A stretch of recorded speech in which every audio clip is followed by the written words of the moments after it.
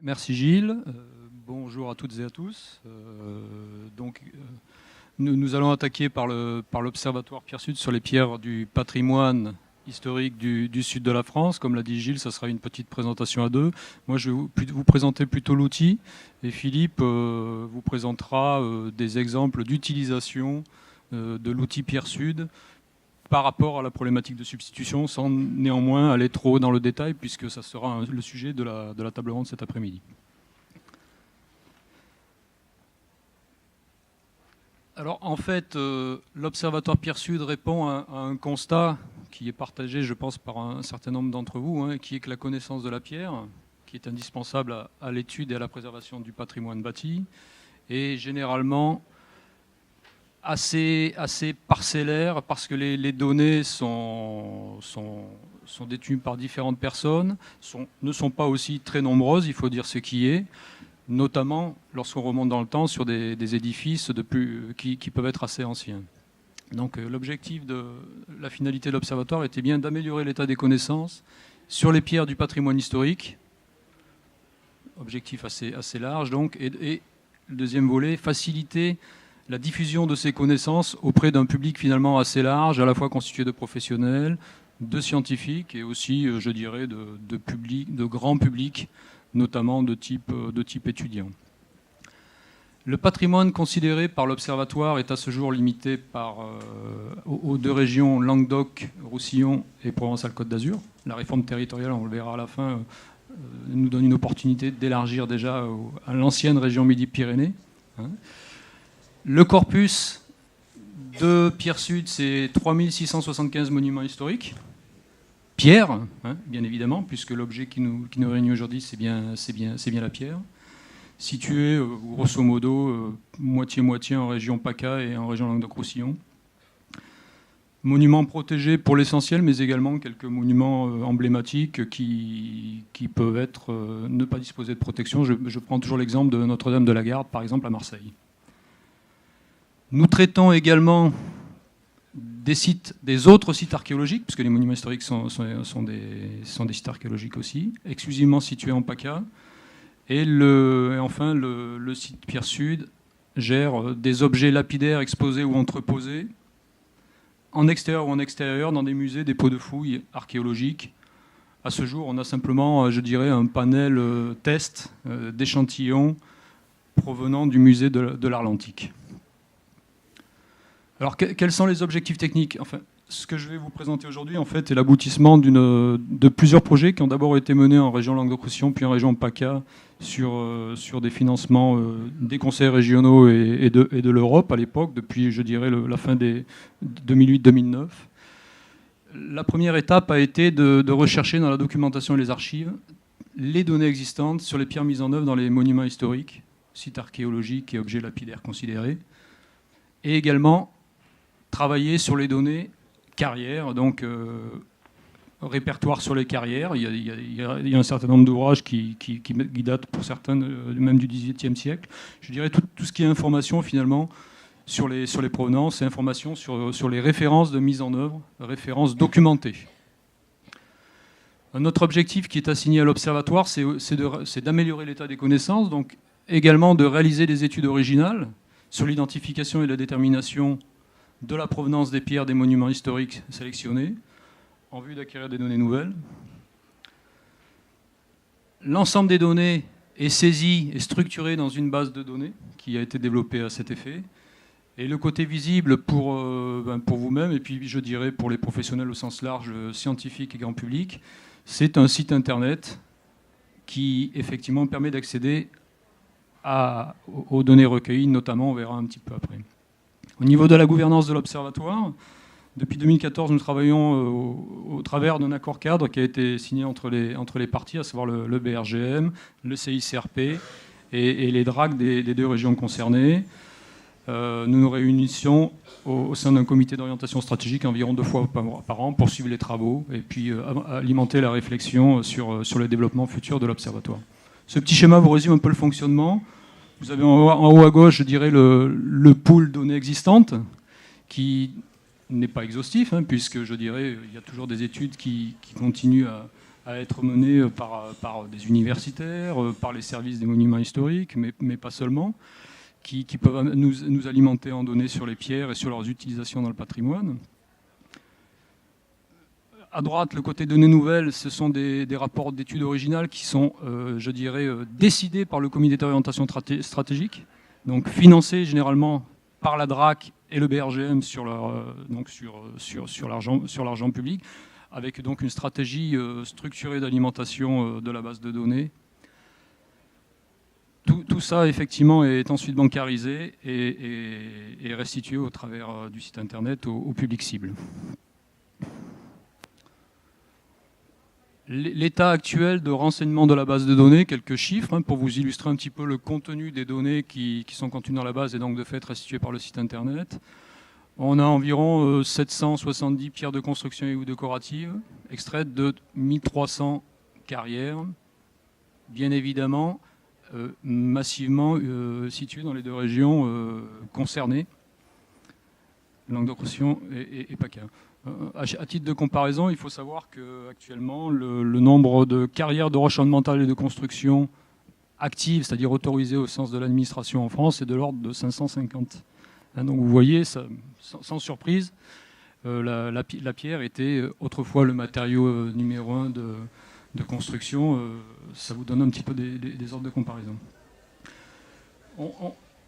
On a aussi un certain nombre de pierres et de carrières associées qui apparaissent dans la base parce que occurrence d'utilisation dans des monuments de PACA ou de Languedoc-Roussillon ou des objets lapidaires de PACA ou de Languedoc-Roussillon.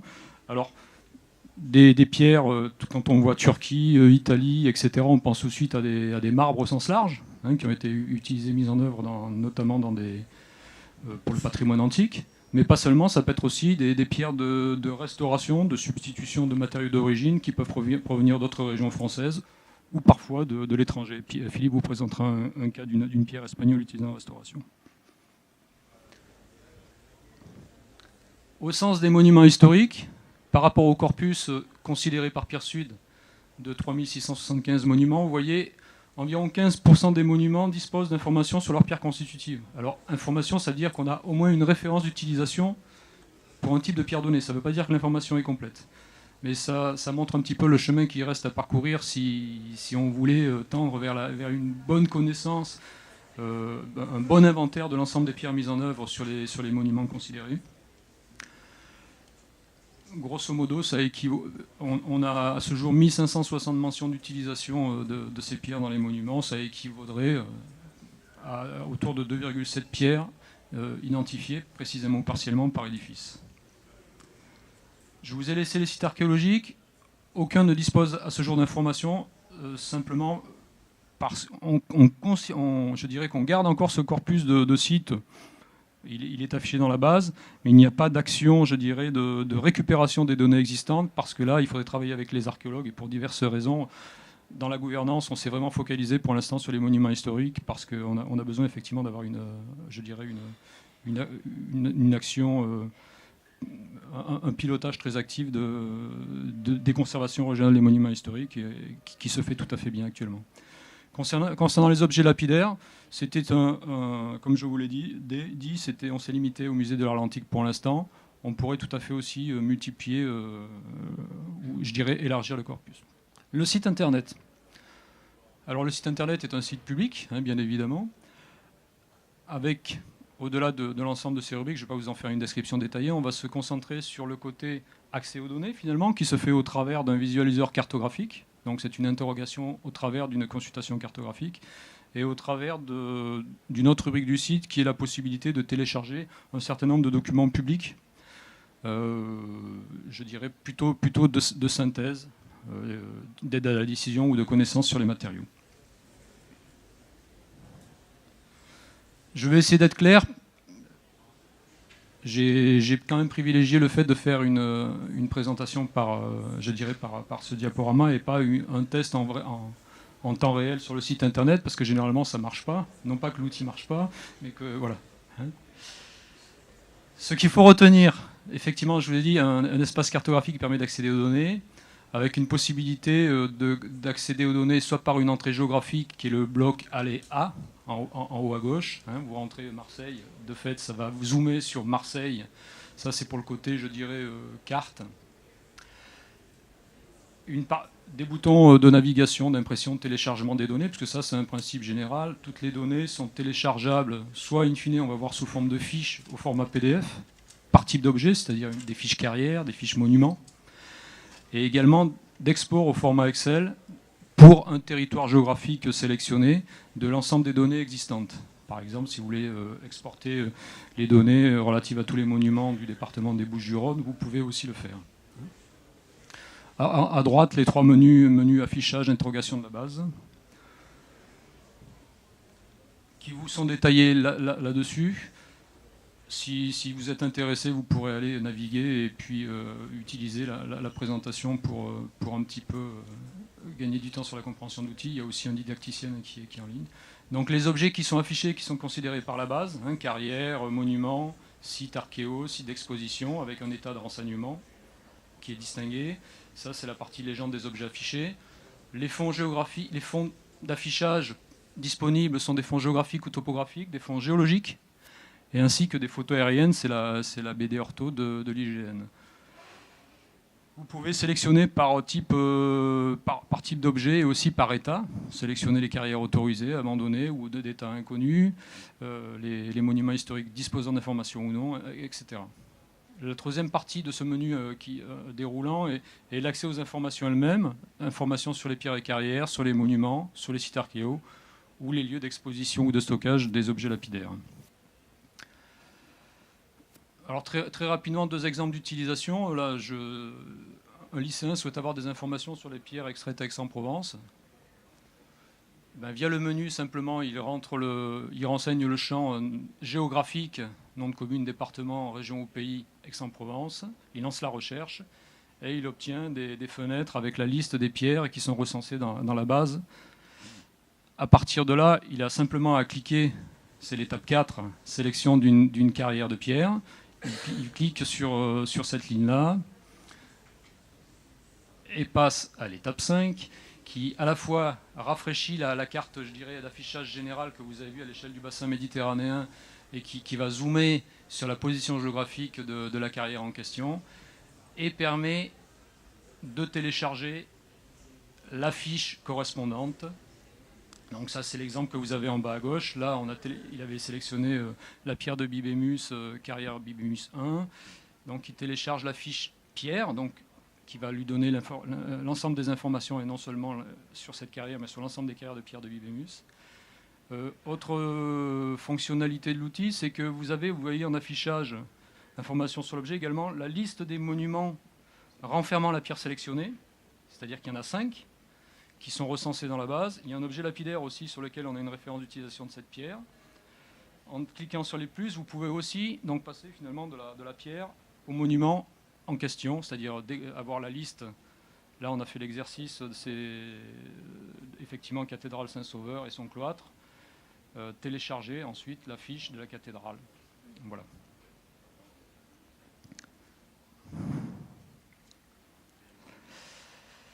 Un deuxième exemple, très rapidement, pour un autre type de public. Un géologue souhaite avoir une information sur les pierres, sur les granites recensés dans la base de données. Bon, même principe, si ce n'est que là, il va dans le menu sélectionner pierres et carrières. Il veut connaître, il va chercher granit et il lance la recherche. Et on a la liste des granites qui sont apparus dans la base Pierre Sud parce que, en occurrence, sur au moins un monument du corpus Pierre Sud. Pour vous illustrer après le type d'information très rapidement, on va ouvrir peut-être l'église Saint-Trophime et son cloître à Arles, Philippe, s'il te plaît. Il faut cliquer, tu cliques dessus. Ouais, clique. Et tu dis OK. Pour vous illustrer le type d'information restituée par la base de données avec ces fiches-là, finalement, une partie information générale sur l'édifice, j'allais dire ça c'est des informations de la base Vérimée, sans valeur ajoutée de l'outil Pierre Sud, hein, il n'y a pas... Vas-y, déroule. Généralement, on a une photo illustrative de l'édifice dans son ensemble. Et ensuite, vous avez ça, ne va pas trop vite là-dessus, on a ce type d'information qui est dans la rubrique dite 2, pierres constitutives du monument, avec l'ensemble des pierres qui ont été recensées sur l'édifice. Ce qui est intéressant, c'est l'importance relative et également ce qu'on appelle le mode d'usage qui permet de faire la distinction, notamment pierre d'origine, pierre de substitution, pierre de remploi, etc., selon des lexiques ad hoc. Ça, c'est le tableau récapitulatif et vous avez après, pierre par pierre, le déroulé de l'emploi précis de la pierre en question sur l'édifice. En l'occurrence, si on prend la pierre de Fontvieille, voilà le type d'information qui est restituée. Ce ne sont pas des informations que nous avons créées. Là, c'est vraiment de l'information qui est issue de la bibliographie existante sur l'objet. Vas-y, descends, ça nous permet... Vas-y, va jusqu'au bout.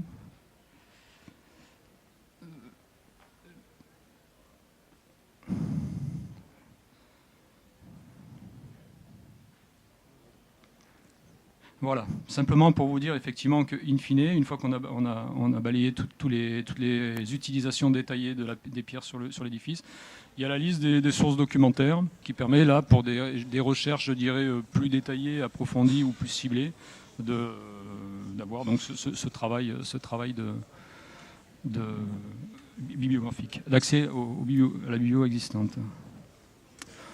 Très rapidement, on a parlé de la pierre, un objet, ouais, très rapidement, n'importe. Ça, c'était pour vous illustrer le côté objet lapidaire. Voilà, même principe, hein, si ce n'est que ce sont des fiches objets lapidaires. Donc, ce sont des informations qui nous ont été fournies par le musée. C'était des pierres qui avaient été utilisées et identifiées. Donc là, la pierre constitutive de l'objet lapidaire RHO avec sa référence d'inventaire du musée. C'est de la pierre des lances. On va avancer. Autre fonctionnalité de l'outil, c'est l'accès à un certain nombre d'autres études, comme je vous l'ai dit, publiques, d'intérêt assez global ou d'échelle départementale ou autre. Donc des documents techniques sur les altérations, les techniques de conservation ou modalités d'intervention sur les ouvrages de pierre de taille. Pour la plupart, ils ont été élaborés dans le cadre de Pierre Sud, hein. Soit par Philippe, ici présent, soit par le BRGM, soit d'autres avec l'école des mines, en l'occurrence sur les aspects durabilité, compatibilité. Plus un certain nombre d'études qui sont dénommées Panorama des pierres de monuments historiques du département en question, qui là aussi sont des projets qui ont été réalisés en partenariat avec la DRAC PACA pour alimenter la base de données in fine, mais aussi avoir accès à ces documents, à ces synthèses départementales qui font environ 250 à 300 pages pour chacune d'entre elles. Voilà, j'en ai fini, je laisse la parole à Philippe. Donc bonjour, juste moi je vais prendre très peu de temps pour vous parler juste de l'application à la problématique de la substitution de l'outil Pierre Sud. Donc vous avez vu la présentation générale en fait, donc pour traiter de la substitution et pour utiliser la base en recherche de pierres de substitution, on peut utiliser différents documents qui sont dans la base. Premièrement, la fiche monument, avec les pierres de substitution déjà utilisées sur l'édifice. Vous avez vu que quand on déroule sur un édifice, s'il y a des pierres de substitution déjà mises en œuvre dans d'anciennes restaurations, elles sont signalées. En complément des pierres d'origine, on a des pierres d'anciennes restaurations et on a les pierres de substitution utilisées lors des derniers chantiers pour puisqu'on met à jour la base tous les ans. Vous avez bien sûr des renseignements sur ces pierres de substitution, comme sur les pierres d'origine, l'emploi principal, secondaire, anecdotique, la localisation sur le monument, souvent des illustrations et une description de la nature de la pierre, le type géologique, une description lithologique, macroscopique. Ensuite, si vous voulez en savoir plus, il faut aller, comme vous l'a dit David, sur la fiche pierre, carrière, en fait, pour avoir les propriétés de la pierre. Donc, sur la fiche carrière, vous avez soit par interrogation, par la requête, l'onglet requête, soit par l'outil cartographique, vous pouvez cliquer sur la carrière. Vous avez la pierre extraite avec sa dénomination, des données géologiques, l'âge, la classification et description. Là, on va trouver, quand les données ont été acquises donc, et qu'elles sont publiées, on va trouver des informations sur sa composition chimique, minéralogique, sur ses propriétés physiques, résistance, porosité, capillarité, vitesse du son. Et on va trouver là aussi des indications si cette pierre est utilisée en substitution ou en pierre d'origine dans d'autres monuments. Donc là encore, on a des informations si on est sur un matériau utilisé en substitution d'un autre. Ensuite, on va trouver bien sûr les informations sur la liste des monuments où cette pierre a été recensée. On a les carrières qui sont en activité, mais aussi les carrières anciennes. On peut avoir des substitutions avec des pierres qui ne sont plus exploitées dans des travaux anciens. Localisation, bien sûr, géographique de la carrière, les différentes exploitations et les époques d'exploitation quand on les connaît. Donc, juste un exemple pour terminer, c'est le Fort Saint-Jean, dont je pense on reparlera cet après-midi. Et là, c'est une évocation partielle du Fort Saint-Jean. En fait, on a ce Fort Saint-Jean à côté du Vieux-Port à Marseille, qui est en pierre de la Couronne, qui est une calcarénite rose bien connue, qui date du Miocène. Et en fait, lors des travaux de 2010, il a fallu faire certains remplacements de pierres, puisque la pierre était vraiment en mauvais état. Bon, on reparlera des critères de remplacement. Et il se trouve que la pierre de la Couronne est en bordure de mer sur la côte bleue et les carrières anciennes sont en partie submergées, en partie protégées par des lois sur l'environnement et des contraintes diverses d'urbanistes. Donc en fait, une solution a été de trouver une pierre de remplacement étrangère qui vient d'Espagne, en fait, qui est la Pietra Rosa de Sepúlveda, que vous voyez ici livrée en haut sur palette et que vous voyez mise en œuvre en fait sur les parements des remparts du Fort Saint-Jean. Et en fait, vous pouvez trouver toutes ces informations dans la base Pierre Sud, donc diapositive. Alors, je ne vais pas prendre le temps d'aller chercher les fiches, mais croyez-moi, si on ouvre la fiche Fort Saint-Jean, si on ouvre la fiche Pierre de la Couronne ou la fiche calcaire rose de Sepúlveda, on va avoir des indications sur ces possibilités, sur l'existence de substitution entre les deux pierres. Et là, j'ai simplement pris les caractères physiques qui sont donnés dans la base et je les ai réunis, puisqu'on a plusieurs échantillons de Pierre de la Couronne qui ont été caractérisés d'ailleurs au CICRP et de Pierre de Sepúlveda qui ont été caractérisés au CICRP aussi.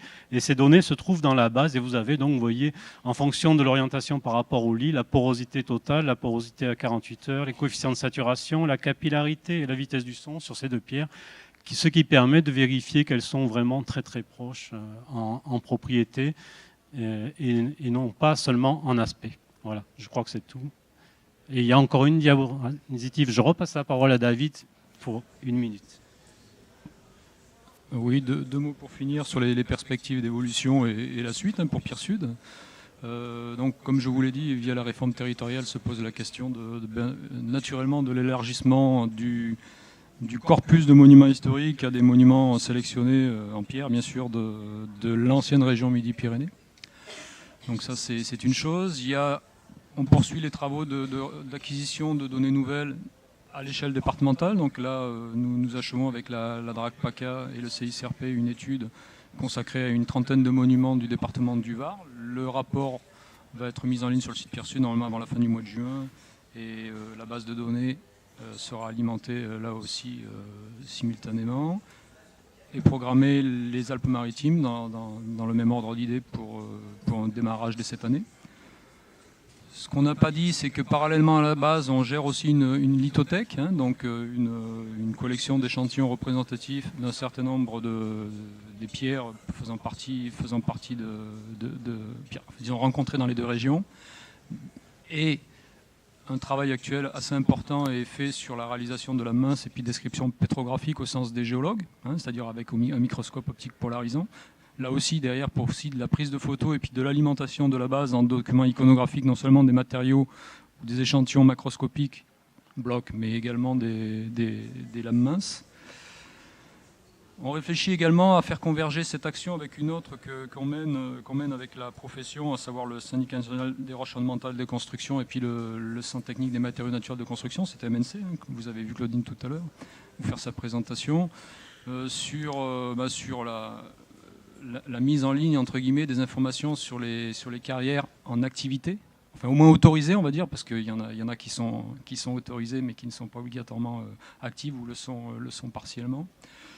Là aussi, pour mettre à disposition les données et puis notamment dans une logique de confrontation de matériaux anciens et puis matériaux disponibles sur le marché, faciliter le croisement de données.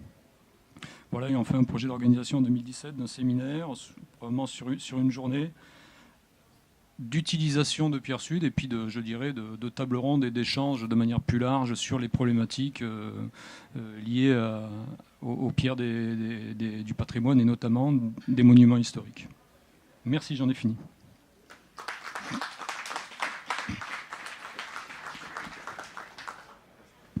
Non, juste, bonjour à tous.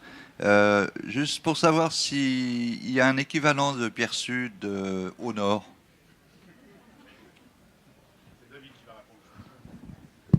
Donc il n'y a pas de pierre noire. Alors ce qui existe, alors c'est avec le laboratoire de recherche des monuments historiques depuis je dirais la fin des années 1990, le BRGM a développé un site qui s'appelle Monumat, qui a un petit peu les mêmes objectifs que Pierre Sud, hein, mais c'est un site qui est plus du tout entretenu, enfin il est toujours accessible, hein, sur lequel on avait recensé les informations, notamment tirées des dossiers carrières et des dossiers monuments historiques du laboratoire de recherche des monuments historiques. Donc toute cette information-là, elle est disponible. Après, la question de l'élargissement, elle se pose. Nous, on essaie plutôt de le faire progressivement par région. On avait initié des actions au niveau de la direction des patrimoines. Pour l'instant, on n'a pas abouti. Voilà, on continue notre chemin de manière assez pragmatique. L'important quand même dans ces actions-là, c'est d'avoir un vrai relais local. Et ce relais, c'est des conservateurs régionaux des monuments historiques qui sont convaincus de l'utilité. Donc c'est Robert qui l'avait initié en Languedoc-Roussillon quand il initiait la démarche en Languedoc-Roussillon quand il était là. On a obligé que l'outil perdure et que voilà, qu'il y ait une vraie gouvernance de ce type d'action. Il faut aussi avoir des gens qui y croient derrière. Et donc, c'est souvent une histoire d'initiative, une histoire d'homme, hein, et de volonté. Moi, j'ai une question. Pierre Sud et ce type de base de données, ça me paraît être un travail conséquent, voire énorme. Combien il y a de personnes qui travaillent à ce sujet, sur les caractérisations, sur l'alimentation et sur le renouvellement? Puisque comme vous êtes en recherche de données permanentes, j'imagine qu'il y a un travail continu d'une grande équipe. Malheureusement, il n'y a pas une grande équipe. Merci de poser la question. Oui, je sais que tu es utilisateur de Pierre Sud, tu serais intéressé. Non, en fait, le travail est organisé. Donc, actuellement, on a notamment, alors chacun a son rôle. Hein, les CRMH financent des études dans le cadre des travaux monuments historiques. Si possible, ils accumulent sur l'année les rapports d'études et ils les passent au CICRP qui fait un tri et qui les envoie au BRGM pour renseigner la base une fois par an actuellement et donc l'alimenter. Sinon, on fait donc chaque année, avec David, surtout David Descendier, en fait, fait des missions de terrain sur une sélection de monuments par département, en particulier en PACA en ce moment. Donc on vient de finir une étude de Var qui va être rendue le 1er juin, où il y aura des données sur 30 monuments du Var, plus des données sur toutes les carrières qui ont fourni les pierres pour la construction de ces bâtiments ou pour la substitution dans certains cas. On récolte par ailleurs, alors le CICRP, je vais parler aussi du CICRP, on fait des études qui ne sont pas dans le cadre de Pierre Sud, mais où on a besoin de caractériser les pierres, on ramène des échantillons, soit de monuments, soit de carrières, on les photographie, on fait des lames minces, on les décrit, on fait des fois des rapports, ils sont enregistrés et tout de suite, bien sûr, on les passe au BRGM pour ils alimentent aussi Pierre Sud, comme les labos prestataires ou tous les labos de France qui travaillent sur les monuments ou les carrières qui nous intéressent. Et on essaie de faire une veille aussi scientifique sur les parutions scientifiques, c'est-à-dire que quand on voit une parution d'un universitaire, d'un amateur local, d'une petite plaquette dans un village où il y a des gens qui décrivent des carrières, qui décrivent des documents d'archives ou qui ont fait des investigations scientifiques très poussées pour d'autres problématiques sur des matériaux qui nous concernent, on essaie de les récupérer et on les envoie là aussi. Il y a même des ouvrages. Il y a par exemple une archéologue, Cecilia Pedini, qui a publié sa thèse sur les carrières de la pierre de la Couronne. Tout ça a été renseigné et est venu renseigner, bien sûr, Pierre Sud.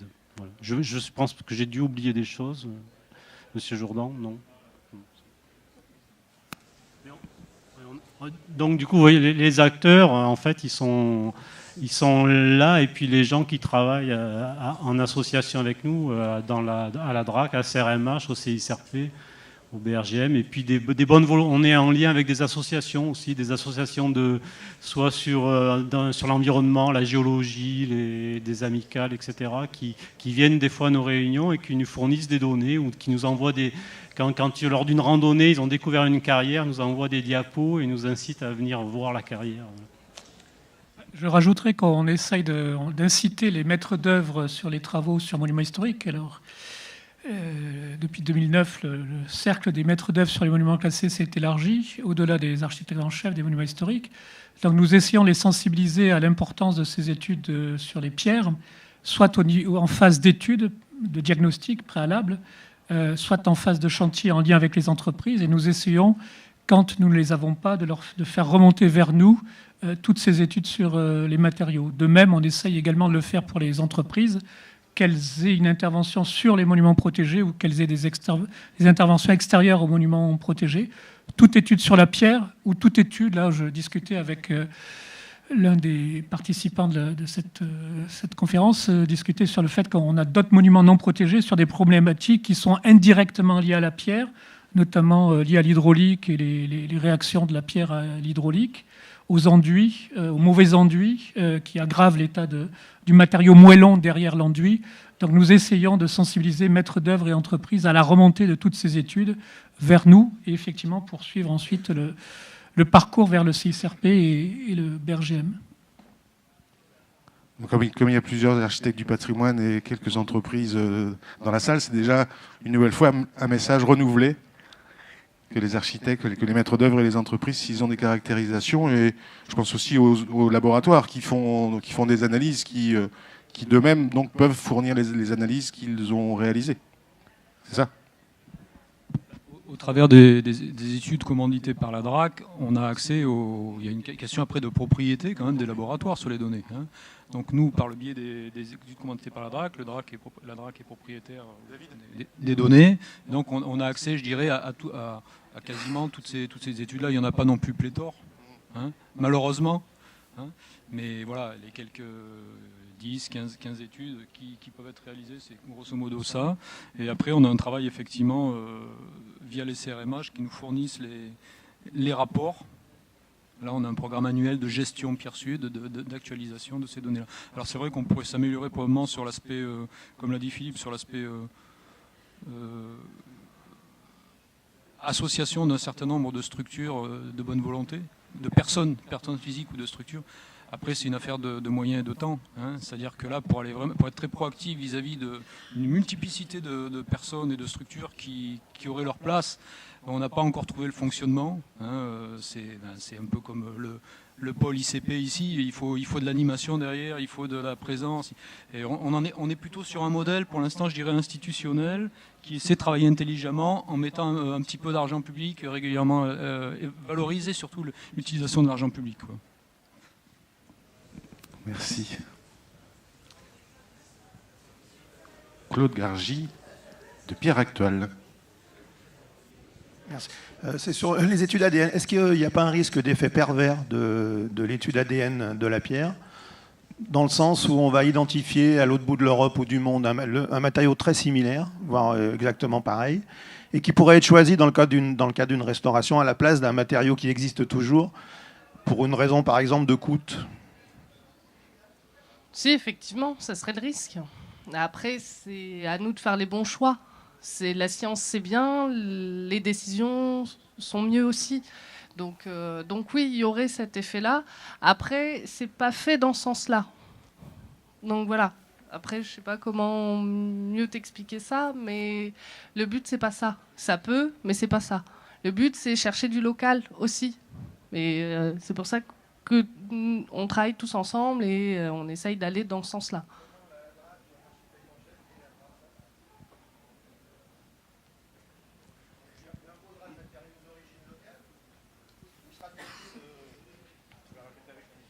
Oui, alors est-ce que l'architecte en chef ou la DRAC, ou le maître d'ouvrage, sera tenté d'aller chercher un matériau moins cher, ou la règle historique de la restauration est de trouver, si le matériau existe toujours, d'utiliser forcément le matériau d'origine locale. Est-ce que c'est une règle intangible, ça, ou le coût, l'avantage d'aller chercher moins cher ailleurs, fonctionne aussi dans la restauration des monuments historiques? Alors, il y a plusieurs niveaux de réponse à votre remarque. La première, c'est que les DRAC et d'autres organismes liés au ministère de la Culture sont maîtres d'ouvrage de chantier, alors sur les monuments qui appartiennent à l'État, évidemment, et pas tous, d'ailleurs. Ensuite, effectivement, il y a une pléthore de maîtres d'ouvrage publics et privés.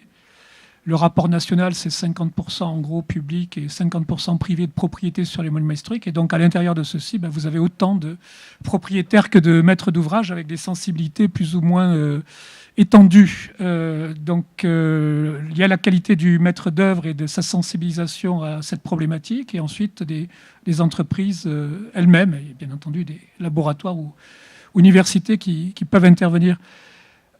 En fait, comme je le disais tout à l'heure, notre souci premier, c'est de garder la pierre d'origine ou dite d'origine en place. Hein. À partir de là, quand nous sommes obligés de travailler avec une pierre de substitution, nous faisons toutes les études qui ont été présentées. Nous cherchons, bien entendu, le matériau local, la pierre dite d'origine d'abord. Quand elle ne peut pas être, quand elle n'est pas reconnue, quand elle n'est pas exploitable pour des raisons soit techniques, soit avoir de disproportions financières. Mais nous faisons souvent les entreprises font souvent des extractions en race campagne, hein, pas simplement dans les carrières officielles du 19e, du 18e, 19e ou 20e. Et ensuite seulement, on élargit, ça c'est dans le cadre des études, hein, on élargit ensuite le choix de la décision qui peut aller effectivement jusqu'à en général des pierres qui sont soit en France, soit en Italie, soit, comme on l'a vu également, en Espagne.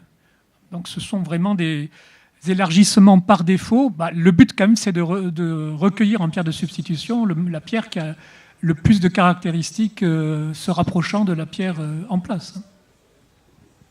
Donc c'est effectivement un choix du maître d'ouvrage, mais grandement conditionné par le travail de recherche, d'études et le travail du maître d'œuvre, initialement en phase de diagnostic ou en lien avec l'entreprise en phase de chantier.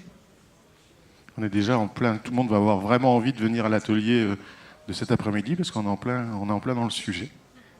D'autres questions? Bon, merci beaucoup.